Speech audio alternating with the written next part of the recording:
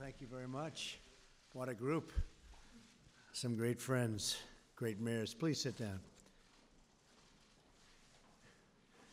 We have really hardworking, brilliant people in this room. I know so much about being a mayor. We have a very good friend of mine, Dane Maxwell. Where's Dane? Dane, stand up, Dane. We've been together a long time, Dane, a long time, and thank you very much for being here. It's a great place. That Mississippi is special. We had a good time on November 8th in Mississippi, right? And Betsy Price. Betsy? Thank you, Betsy. Thank you for being here very much. Really two fantastic friends of mine for a long time. Tony Harp. Where's Tony? Tony. Tony? Uh-oh. Can't be a Sanctuary City person, I know. That's not possible, is it? Well, I want to just say, we'll start by saying that, as you know, the Department of Justice today has announced a critical legal step to hold accountable sanctuary cities that violate federal law and free criminal aliens back into our communities. We can't have that. Can't have it. It would be very easy to go the other way, but we can't have it. We want a safe country. And it's getting safer all the time. Sanctuary cities are the best friend of gangs and cartels like MS-13. You know that. The result in the death rate around sanctuary cities, in and around, for innocent Americans is unacceptable.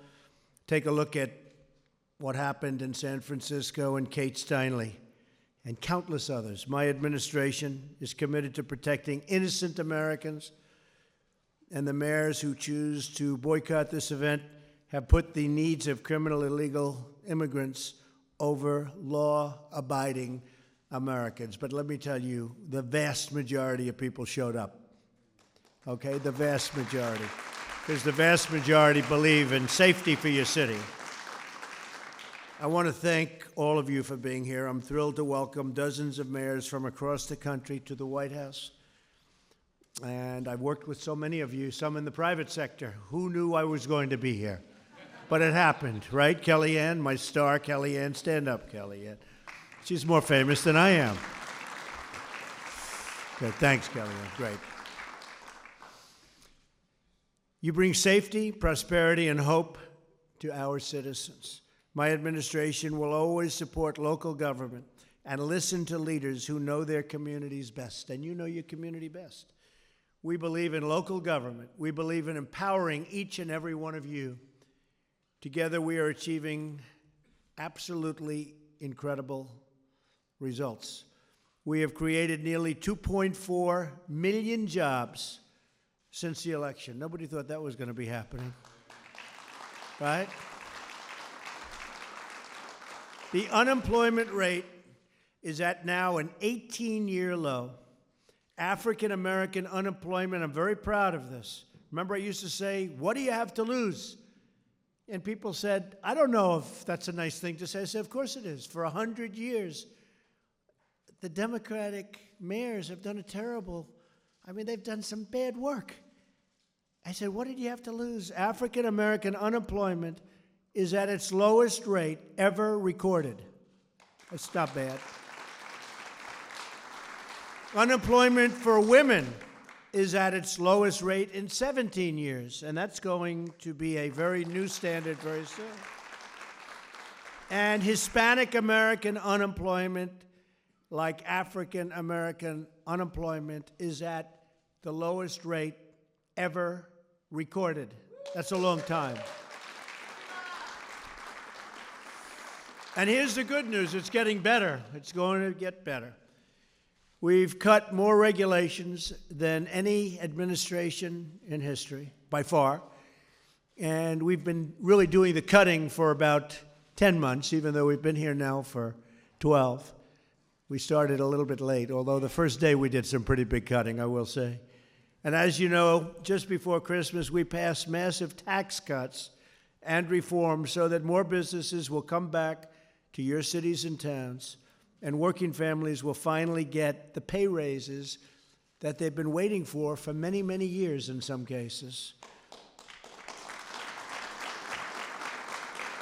Our tax plan also creates opportunity zones. Some of you are taking advantage of that to encourage investment in distressed communities, create more jobs, and bring Main Street booming back to life. More than 2 million American workers have already received tax cut bonuses from their employers, all because of our incredible tax cut bill. And I must tell you, this has worked far greater, because nobody thought in terms of the companies coming out and paying $1,000 and $2,000 and $2,500 per employee. They have hundreds of thousands of employees in some cases. And the ones that aren't getting it are getting it because they're going, what about us? Now they're at a point, they're saying, what about us? We know that feeling.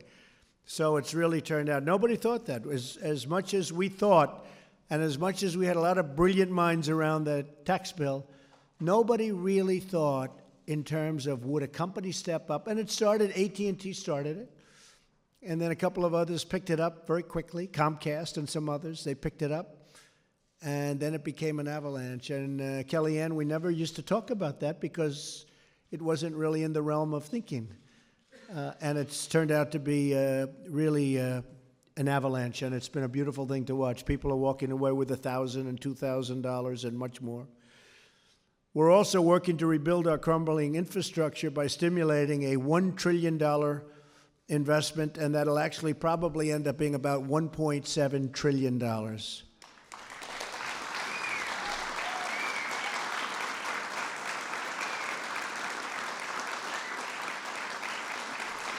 you like that? I can tell we have mayors in the room. That's good. That's good. Only mayors could be that excited. Only the mayors and the workers. It's about jobs, right? Could be that excited. No, and we'll probably be putting that in a week or two right after the State of the Union address. We'll be talking about it a little bit in the State of the Union. We'll put that in. One of the other things I have to say, Apple, $350 billion investment.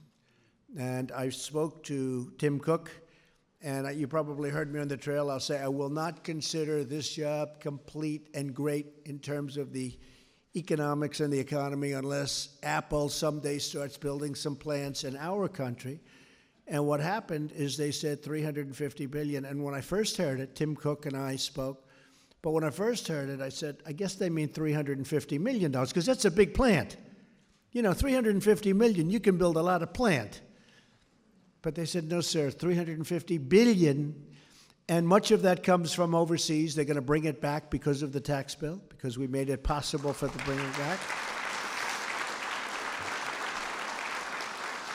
And they're investing a lot of money over and above that, so it's $350 billion and thousands of new jobs. They're going to build an incredible campus. It's going to be something special.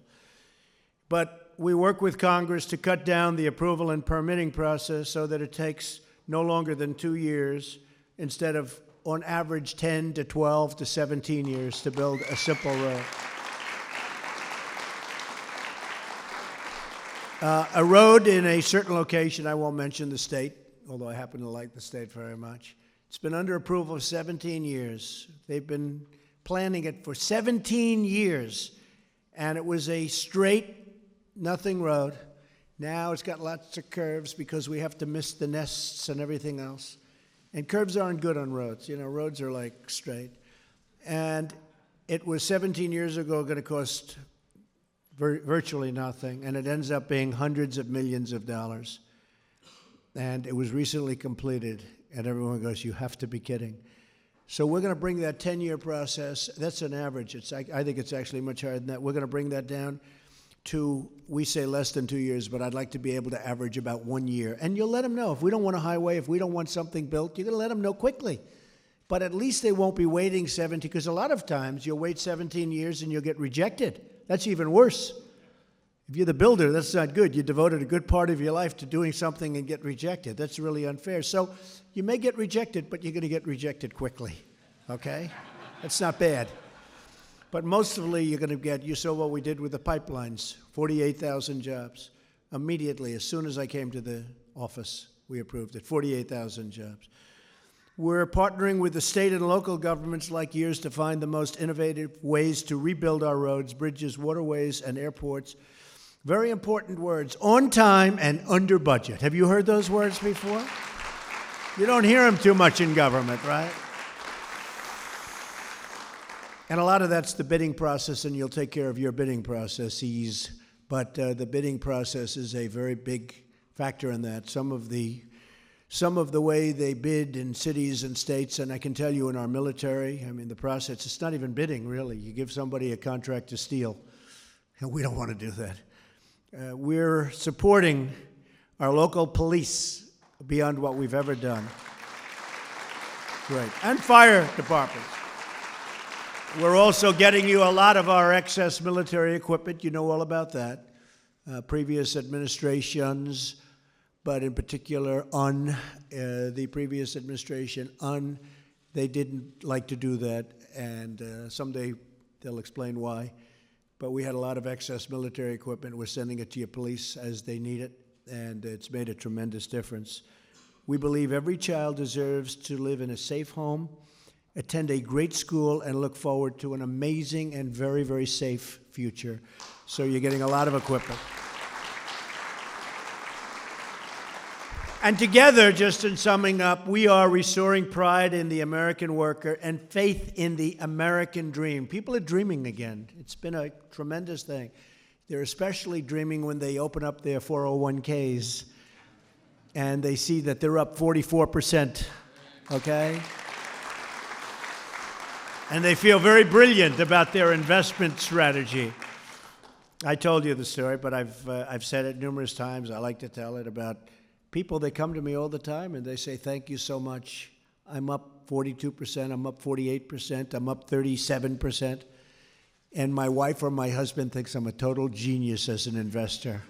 I said, don't worry about it. Just keep it. And I will say this.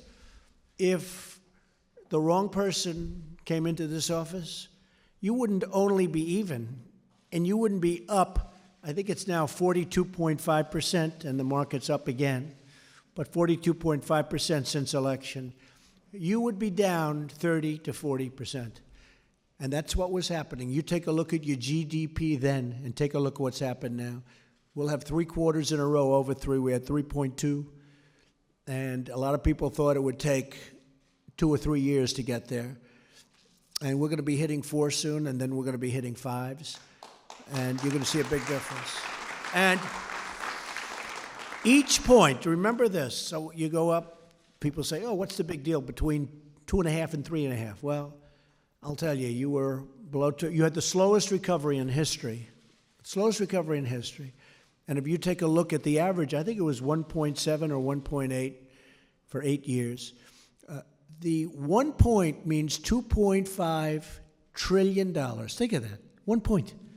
2.5 trillion, and it means 10 million jobs. Other than that, it's not a big deal, okay? But it's literally, it's $2.5 trillion to the country. We've gained in market value in the stock market $8 trillion since election day. I mean, that's something that's pretty amazing. $8 trillion. And set every record in doing it.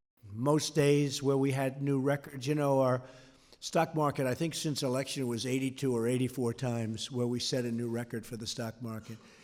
And it's going to continue, folks, because we have a long way to go. We have actually a lot of regulation cutting to do. And we want regulation. You know better than anybody we need regulation. But you don't need 17 different approvals from 17 different agencies on the same subject.